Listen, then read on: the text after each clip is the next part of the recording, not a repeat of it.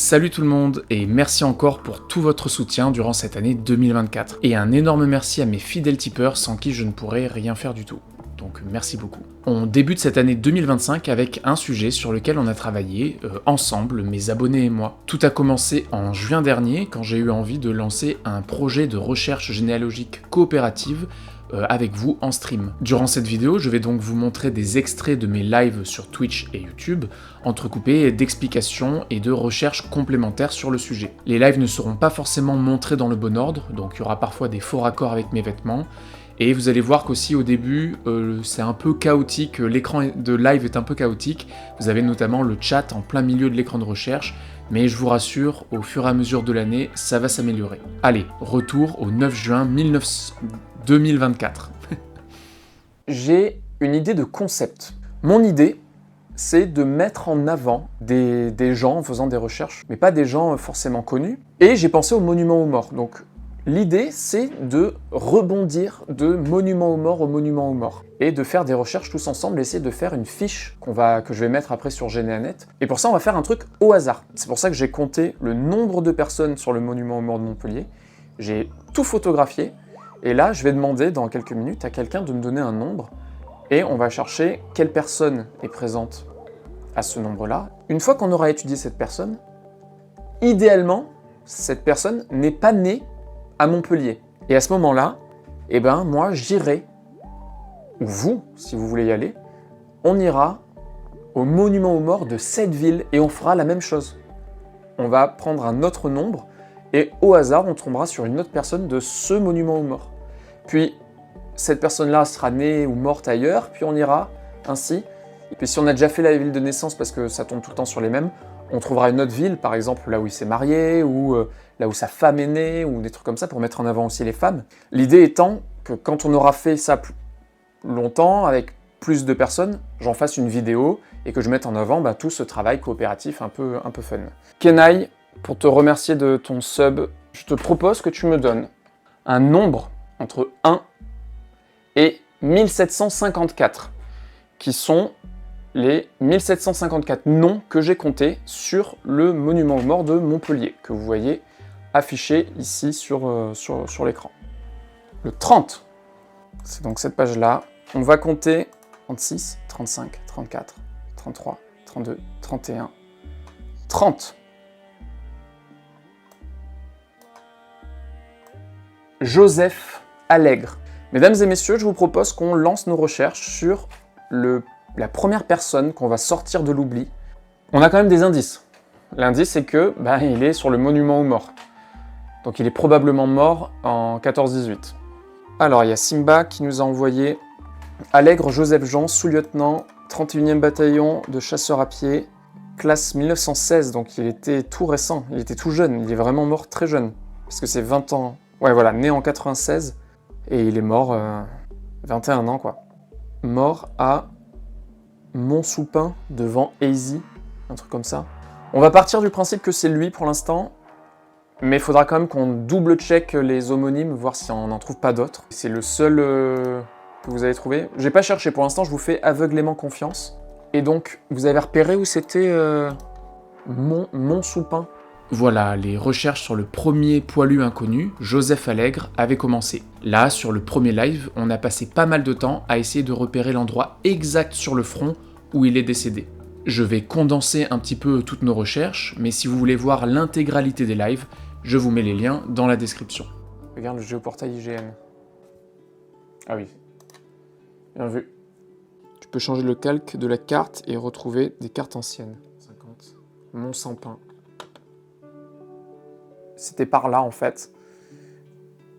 En face de Easy, devant Easy. Donc Easy, c'est ici au sud. Donc il est mort, voilà, dans cette région. Ah, Zarwi nous dit qu'il a trouvé les zones de front pour cet endroit. Donc Zarwi nous dit... Donc lui, il est allé sur Mémoire des Hommes. Donc pareil, Mémoire des Hommes, un site qu'il faut aller visiter. Hein. Ah oui, c'est le plan... Si je me repère bien... C'est là. Le Mont-Sampin. Alors si en rouge, c'est quoi? C'est la ligne de front? Ligne approximative à la date du 15 mai. Ok, c'est la ligne de front. Donc voilà. Effectivement, hein, c'est cool cette photo. Merci Zaroui. Parce que bah là, il est mort au Mont-Sampin et on voit clairement la ligne de front ici au 15 mai. Sachant qu'il est mort 6 jours avant. Donc voilà, il est mort littéralement sur cette ligne-là. Il était sur les tranchées qu'il y avait à cet endroit-là. Trop bien. Merci Zaroui. On avait donc réussi à trouver avec pas mal de précision le lieu exact de décès de Joseph Allègre. Puis nous sommes passés à la deuxième étape, qui est normalement la première étape quand vous faites des recherches sur un poilu, sa fiche de matricule militaire, une mine d'informations pour les hommes de cette époque. Il y a le contexte de sa mort dans la fiche de matricule, je l'ai envoyé MP sur Discord. Cool, alors pour qu'on le fasse en direct avec les gens, enfin pour que les gens voient un petit peu, que ça fasse un peu tuto, il y a le grand mémorial où tu peux trouver justement les fiches de matricule, notamment pour les poilus. 27 avril, c'est lui hein. Ah non mais c'est pas sa fiche de matricule, c'est ce que Simba m'a envoyé tout à l'heure. Donc là j'étais en train de vous montrer Mémoire des hommes, grand mémorial, parce que c'est là qu'il y a, c'est une base de données qui regroupe en fait les fiches de matricule, mais elles y sont pas toutes. Et là c'est un exemple, en cherchant vite fait, j'ai pas trouvé sa fiche de matricule. Quand c'est le cas, il faut aller directement sur le site des archives départementales. Le plus simple c'est sur Google, vous tapez AD, et le numéro du département, donc AD34, et là ça arrive normalement en direct. Donc Montpellier s'appelle Pierre Vive, archives en ligne, et registre matricule. Alors la table alphabétique, je vous montre un peu comme ça fait tuto pour ceux qui ne connaissent pas trop. Registre de matricule, si tu sais pas du tout quel est son numéro de matricule, tu as la table alphabétique, donc on va commencer par ça. Et donc Allègre, si c'est par ordre alphabétique, Allègre, Jean-Joseph, 577. Numéro 577. Une fois que tu as ça, là c'est marqué de 1 à 500, de 500 à 1000. Donc là, c'est celui-là. Et on va au 577. Les numéros sont... Oula, c'est le bordel là. Ils sont en haut là, il y a le 515. Donc on peut avancer un peu. Hop, on est allé trop loin. 75, 77. Voilà, on a sa fiche de matricule. Bon, voilà en gros comment trouver une fiche de matricule militaire. Je ne vais pas trop m'attarder dessus, si vous avez vu mes précédentes vidéos, notamment celles centrées sur les poilus et la Grande Guerre, vous savez ce que l'on peut trouver à l'intérieur. Son état civil, sa description physique, son parcours militaire assez bien détaillé, dans lequel d'ailleurs on trouve bien la mention « Mort pour la France », tué le 9 juin 1917 au Mont-Sampin. La partie blessure, citation, décoration est assez bien fournie, mais on reviendra dessus un peu plus tard. Moi, c'est la partie domicile qui m'a pas mal intrigué. Habitant Montpellier, je m'étais dit que j'allais pouvoir me rendre sur place pour filmer les lieux. Entre le premier et le deuxième stream coopératif, j'ai donc fait des recherches complémentaires sur les différentes adresses où on peut trouver Joseph Allègre. Et voici ce que j'ai trouvé. Chemin de la Jalade. Donc j'ai recherché sur Montpellier. Le chemin de la Jalade n'existe pas, c'est rue de la Jalade maintenant, donc je pense que c'est la même. Je l'ai également retrouvé dans les recensements. Recensement de 1906 et de 1911. Et en fait, il est route Pont-Juvénal. Donc pas la même adresse. Ça, c'est son acte de naissance. Donc l'adresse, c'est encore une autre adresse. C'est rue Canton. Donc la rue Canton, bah, c'est encore ailleurs. Donc il y a 3 adresses différentes pour Joseph. Si je vais faire une vidéo avec tout ça, pour être complet, j'essaierai de filmer les lieux. Et ces recensements nous confirment qu'il avait donc un frère, et d'ailleurs il n'avait que un frère. Et on apprend effectivement que le père était boucher, et la femme aussi. La femme était bouchère. Je pense ils tenaient un truc... Bon, et c'est là que je me suis perdu dans les méandres de la généalogie. J'ai passé des dizaines d'heures à essayer de repérer cette adresse, route du Pont-Juvénal. Je connais très bien le Pont-Juvénal à Montpellier et l'actuelle avenue du Pont-Juvénal, mais c'est un quartier qui a été complètement chamboulé et restructuré au cours du XXe siècle. Et cette zone est très souvent hors plan sur les cartes de l'époque. Donc difficile pour moi de retrouver exactement le lieu où vivait la famille Allègre à cette époque. Et je me suis également acharné, je ne sais pas trop pourquoi, à essayer de repérer l'éventuelle boucherie qu'auraient tenue les parents de Joseph Allègre. Et là encore, je n'étais pas au bout de mes peines. Bon, je vais être obligé de résumer mes recherches sur ces lieux, et surtout mon processus pour essayer d'obtenir des informations, parce que sinon cette vidéo va durer 2 heures. Je me suis rendu rue Canton, où Joseph est né, rue dans le quartier des Beaux-Arts, juste au nord du centre historique de Montpellier. Je n'ai rien vu de particulier, et ici on voit le numéro 2 de la rue. Si la numérotation n'a pas changé, c'est donc ici qu'il est né. Je me suis également rendu rue de la Jalade, adresse que l'on voit sur sa fiche de matricule, et qui se trouve un peu plus au nord-ouest, quartier Boutonné, Saint-Éloi si vous connaissez. J'ai traversé cette rue de 350 mètres, dans laquelle se trouve actuellement une école, un terrain de foot, et quelques habitations qui me semblent bien trop récentes pour m'y intéresser plus. J'ai juste repéré ce portail qui me paraissait plus ancien, mais bon, ça ne m'apporte pas grand-chose. Et je me suis donc intéressé à la route du pont Juvénal, adresse à laquelle on retrouve Joseph, son petit frère et ses parents sur les recensements de 1906 et 1911. À l'est du centre-ville de Montpellier, on trouve le Lèze, le fleuve de la ville. Le pont Juvénal est ici, et l'avenue du pont Juvénal est actuellement là. Si on prend le 32 ou 34 de la rue, comme indiqué sur l'acte de naissance de son frère, on serait donc ici, mais sans savoir si la numérotation actuelle correspond au recensement de l'époque. J'ai souvent rencontré ce problème. Sur Gallica, on peut trouver ce plan de 1894. Alors c'est orienté le nord à droite. Et donc à l'est, l'actuel quartier d'Antigone et les bords du Lèze ne sont pas visibles.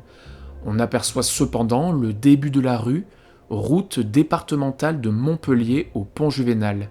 J'ai alors supposé que c'était cette route que l'on appelait la route du pont Juvénal. Et c'est sur le site des archives départementales de l'Hérault que j'ai trouvé ce plan de 1896. C'est le plus abîmé, mais c'est aussi le plus complet que j'ai pu trouver sur cette zone de Montpellier. On y voit le port Juvénal, le pont Juvénal et plusieurs chemins qui contiennent le nom pont Juvénal.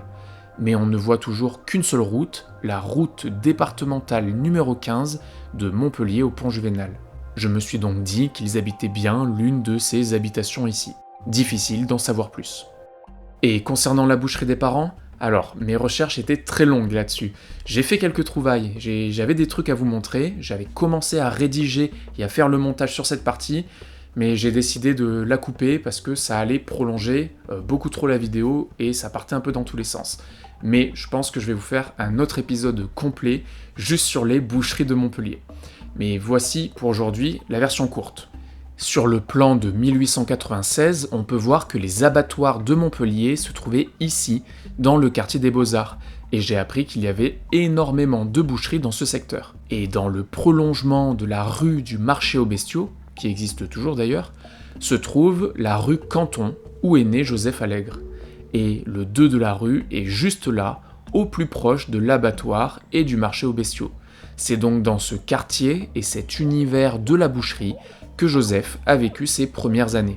En 1904, il a 8 ans à la naissance de son petit frère et, d'après l'acte de naissance de ce dernier, ils habitaient déjà route du pont Juvénal, où on les retrouvera dans les recensements de 1906 et 1911, et ce seront les derniers recensements où il apparaîtra, car comme vous le savez, il décède sur le front en 1916.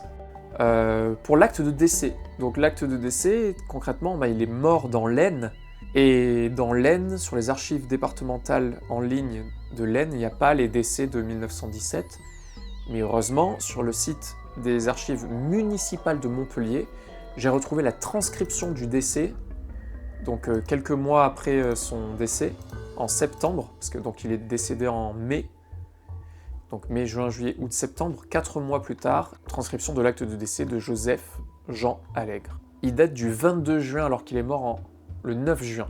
Donc il y a eu 13 jours entre le moment où il est mort et le moment où on a fait son acte de décès. Puis il y a eu 4 mois de plus encore pour qu'il soit retranscrit sur les archives de Montpellier. Domicilié en dernier lieu à Montpellier, donc là il n'y a pas l'adresse précise, département de l'Hérault. Décédé au combat devant Ézy, tranchée du Mont-Sampin, le 9 juin 1917 à 8 h du matin. Ce qu'on apprend, cependant, en fait, sur son acte de décès, c'est qu'il est inhumé au cimetière de, je ne sais pas quoi, Thierry Salzone. Sauf que j'avais vu sur Généanet une autre info qui disait qu'il était enterré à Montpellier. Et sur une page de Généanet, j'ai contacté la personne qui m'a pas encore répondu, mais qui disait qu'il était pas inhumé, mais incinéré. Il a été incinéré à Montpellier. Donc j'ai envoyé un message à cette personne pour savoir comment elle avait eu cette info, et je n'ai pas eu de réponse pour l'instant de cette personne-là. Donc je ne sais pas s'il est encore enterré dans l'Aisne, s'il a été transporté après la guerre à Montpellier, s'il a été enterré à Montpellier ou s'il a été incinéré à Montpellier, comme l'info le dit sur Généanet. Bon, comme vous voyez, le lieu où repose Joseph Allègre, c'est pas très clair. Je suis donc retourné au cimetière militaire de Montpellier, comme j'avais fait dans une précédente vidéo, pour essayer d'en avoir le cœur net. Résultat, il n'est pas au cimetière militaire de Montpellier. Donc ça se trouve, il a vraiment été incinéré. Pour l'instant, le mystère reste donc entier. Comment retrouver des photos? Donc Charline évidemment est allée sur Ch'timiste. Ch'timiste, c'est l'endroit où commencer énormément de photos, notamment de la Première Guerre mondiale. Et donc il y a des photos du 31e régiment de chasseurs à pied. Sauf que évidemment c'est compliqué parce que ils étaient des centaines, comme la Rose justement l'a dit tout à l'heure. Étant donné qu'un bataillon de chasseurs est constitué de 6 compagnies et de 2 sections de mitrailleuses, et vu qu'il compte 34 officiers et plus de 1500 hommes, donc voilà, c'est possible qu'il soit sur ces photos, mais peu probable. Oui, autre chose pour les photos. Donc, pour celles et ceux qui ont vu la vidéo que j'ai faite sur ce portrait, qui est toujours derrière moi là, j'avais utilisé, je ne sais pas si vous vous souvenez, le tableau d'honneur. Voilà, le tableau d'honneur de la Grande Guerre. Et en fait, sur le tableau d'honneur de la Grande Guerre, on peut retrouver des portraits.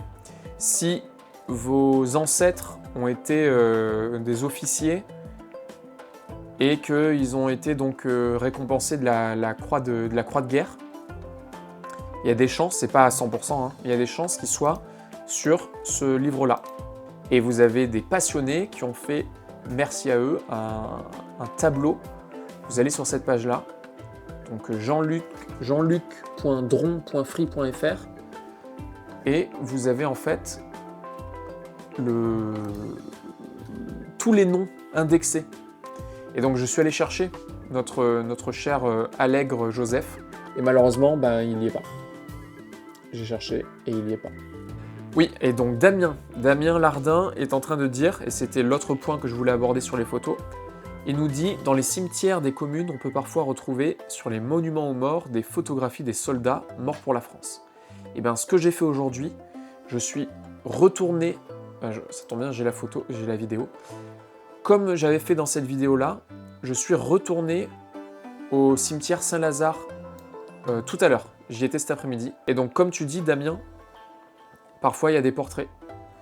Il y en a quelques-uns. Là, il y en a peut-être sur toutes les tombes. Je crois que j'ai vu genre 5-6 portraits. Ça fait quand même très peu.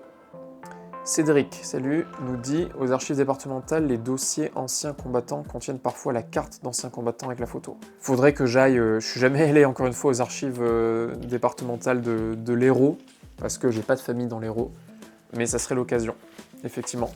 Donc pour rebondir sur ce que tu dis, Cédric, sur Généalomaniac, tu peux retrouver des cartes d'anciens combattants, en tout cas ils te disent, selon le département, comment les trouver. Et je suis allé voir aussi, et il n'y a pas l'Hérault. Bon, et depuis, je suis allé aux archives départementales de l'Hérault, mais malheureusement, pas de carte du combattant pour Joseph. En même temps, c'est normal, il est décédé en 1916, il n'a jamais eu le statut d'ancien combattant. Donc pour la photo, ça aussi, ça reste en suspens. Nous n'avons malheureusement pas réussi à mettre une image sur Joseph Allègre. Et donc Rose qui nous envoie l'historique du 31e bataillon de chasseurs à pied. Ça, normalement, on peut le trouver sur Gallica ou sur Mémoire des Hommes. 9, 10, 11 mai, 466 chasseurs sont morts. Parmi ces 466 chasseurs, donc a priori, on a notre Joseph Allègre. Ce qui est intéressant, et ce que j'ai envie de faire ensemble ce soir, éventuellement, c'est d'aller essayer de retrouver dans le JMO, donc le journal des marches et opérations de son régiment, parce qu'il a la croix de guerre. Croix de guerre avec palme. Palme, c'est qu'il a été cité à l'ordre de... alors la palme, c'est carrément à l'ordre de l'armée. Et donc on peut retrouver normalement cette citation-là. La citation qui est ici. « Sous-lieutenant remarquable par son courage souriant, a été tué le 8 juin. » Alors là, il y a marqué 8 juin, alors que sur tous les autres documents, c'est marqué 9 juin à 8h du matin. J'avais vu sur un autre document. Tué le 9 juin 1917 en parcourant les postes fournis par la section et en les encourageant à la vigilance, sous un bombardement violent qui faisait craindre une attaque. Palme, c'est l'ordre de l'armée, donc c'est bien ça. Merci Rose.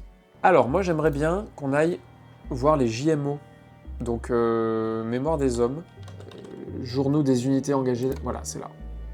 Faire une recherche. 28e, encore un peu, 30e, 31e. Déjà, je trouve ça cool de trouver des cartes. Stylé, j'ai pas la ref, mais c'est beau.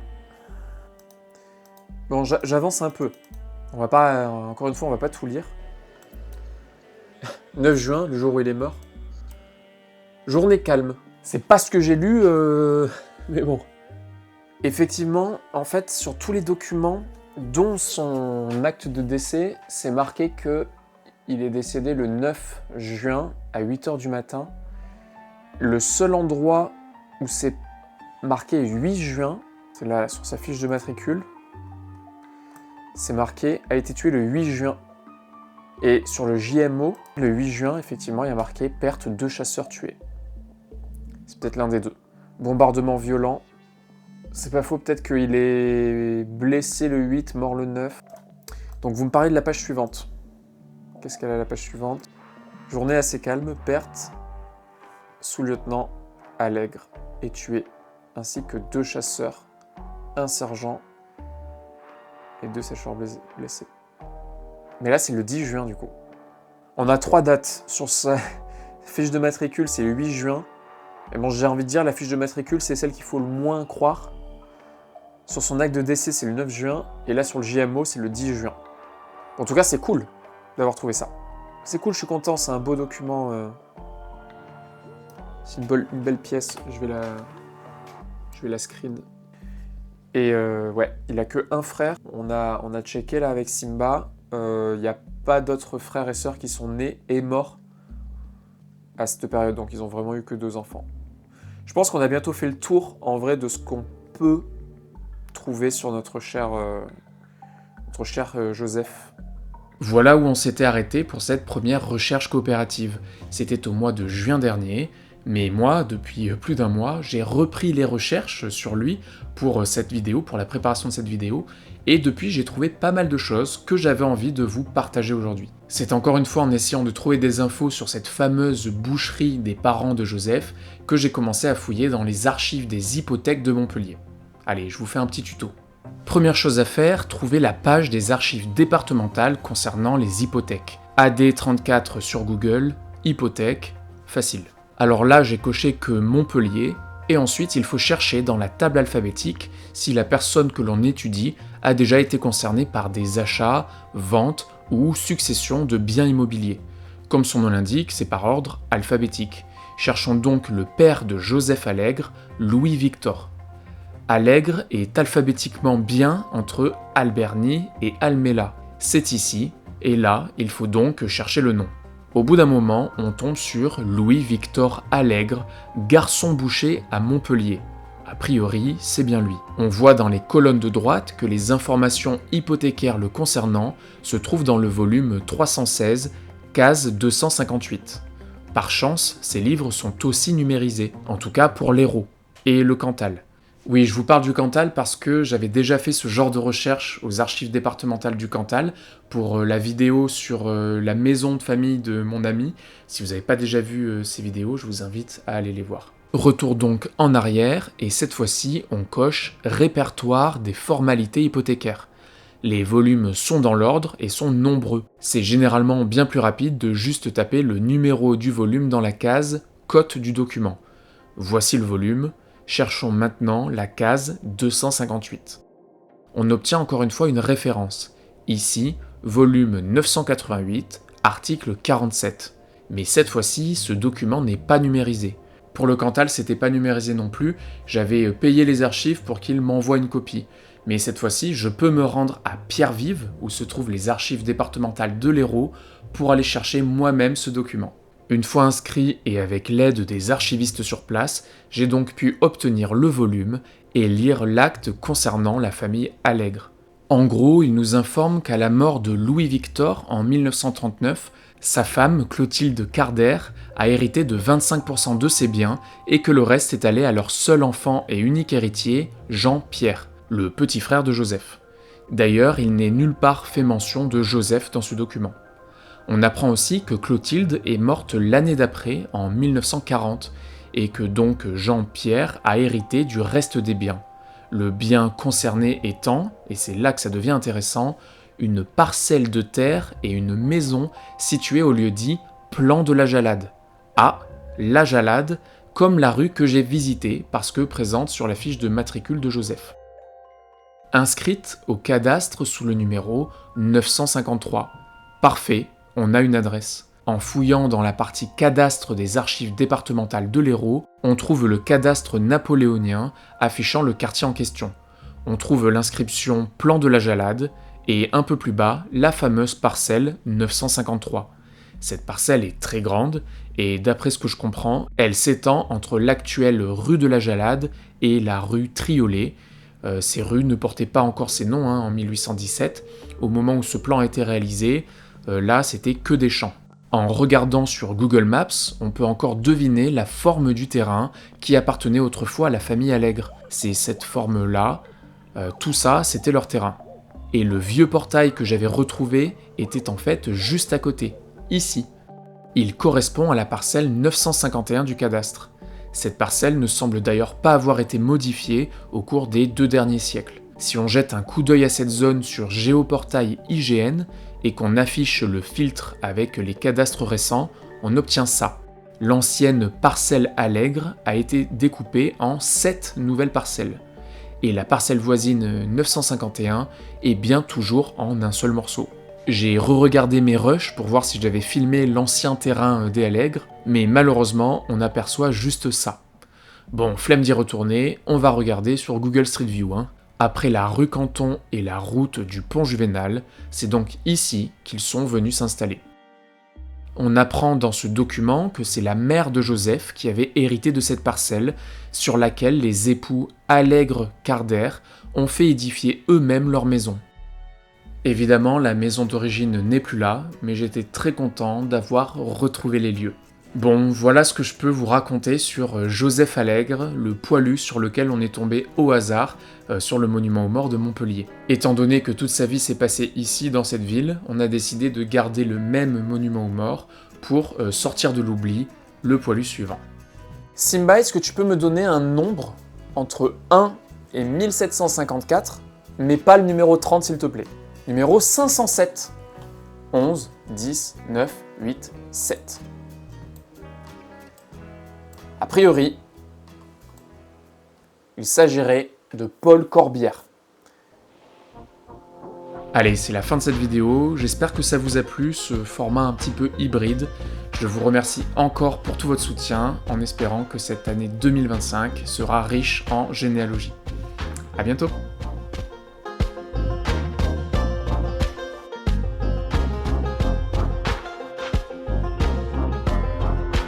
Tu es le 9 juin. Ah oui, alors ce qui est fou aussi, c'est que on est tombé au hasard sur son nom et on a fait ce stream là au hasard.